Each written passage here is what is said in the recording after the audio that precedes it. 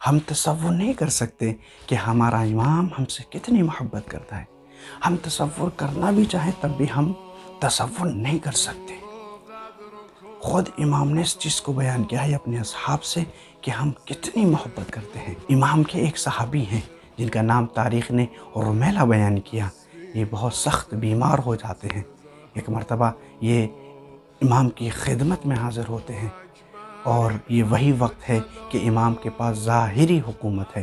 مولا مسجد کوفہ میں ہے، رمیلہ مسجد کوفہ میں جاتے ہیں، جماعت میں حاضر ہوتے ہیں، اور جب جماعت ختم ہو جاتی ہے مولا ممبر پہ جاتے ہیں اور ممبر پر جانے کے بعد خطبہ دیتے ہیں.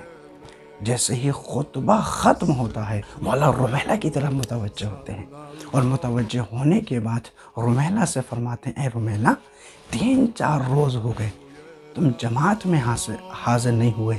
3-4 روز ہو گئے تم جماعت میں حاضر نہیں ہوئے. اے رمیلہ یہ بتاؤ تمہاری طبیعت کیسی ہے؟ ایک مرتبہ رمیلہ کہتے ہیں کہ میری طبیعت بہت بہتر ہے مولا. لیکن یہاں پہ رمیلہ ایک سوال کر رہے ہیں، شاید زمانے کو بتانا چاہ رہے ہیں. ایک مرتبہ رمیلہ نے فرمایا، اے میرے مولا آپ کو کیسے معلوم ہوا؟ آپ کو کیسے پتہ چلا؟ آپ کیسے جانتے ہیں؟ میرے مولا نے فرمایا، اے رمیلہ لیس من مومن یمرض الا مرضنا بمرضہ ولا یحزن الا حزننا بحزنہ. ظاہراً ناظرین کرام آپ دیکھیں گے یہ چند جملے ہیں، لیکن ذرا تصور کریں امام کیا فرما رہے ہیں. لیس من مومن، مومن میں سے کوئی مومن ایسا نہیں ہے کہ وہ مریض ہو مگر یہ کہ اس کے مرض کی وجہ سے علی مریض ہو جاتا ہے. ولا یحزن الا حزننا بحزنہ، کوئی مومن کسی مومن کو غم ہی نہیں پہنچتا ہے مگر یہ کہ علی اس کی وجہ سے محزون ہو جاتا ہے، علی کو غم پہنچتا ہے اس کی وجہ سے. پھر اس کے بعد میرا مولا آگے فرما رہا ہے، دیکھیں ناظرین کرام یہاں پہ تصور کریں، یہاں پہ سوچیں ہمارے مولا ہم سے کتنی محبت کرتا ہے. لیس من مومن، کوئی مومن ہے ہی نہیں مگر اس کو جب بھی کوئی تکلیف پہنچتی ہے تو علی اس کی تکلیف کی وجہ سے خود علی کو تکلیف پہنچتی ہے. اس تک تکلیف بعد میں پہنچتی ہے مگر یہ کہ علی اس کی تکلیف کی وجہ سے خود علی مریض ہو جاتا ہے.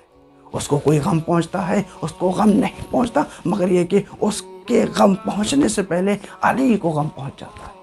پھر اس کے بعد میرا مولا فرماتا ہے کہ جب وہ مومن دعا کرتا ہے تو علی آمین کہتا ہے، ہم آمین کہتے ہیں، اور جب وہ دعا نہیں کرتا تو ہم اس کے حق میں دعا کرتے ہیں. اب مولا فرماتے ہیں، مولا وہ جو سامنے ہیں آپ کے، جو آپ سے ملاقات کر رہے ہیں، جو آپ کے سامنے آ رہے ہیں، جو آپ کے محضر میں حاضر ہو رہے ہیں، مولا یہ ان کے لیے حکم ہے. لیکن مولا وہ جو دور ہیں، جو مولا یہاں پر نہیں ہیں، جو بہت دور ہیں، جو آ نہیں سکتے، مولا ان کے لیے کیا ہے؟ تو ایک مرتبہ میرا مولا فرماتا ہے، اے رمیلہ کوئی بھی مومن علی کی آنکھ سے مخفی نہیں ہے.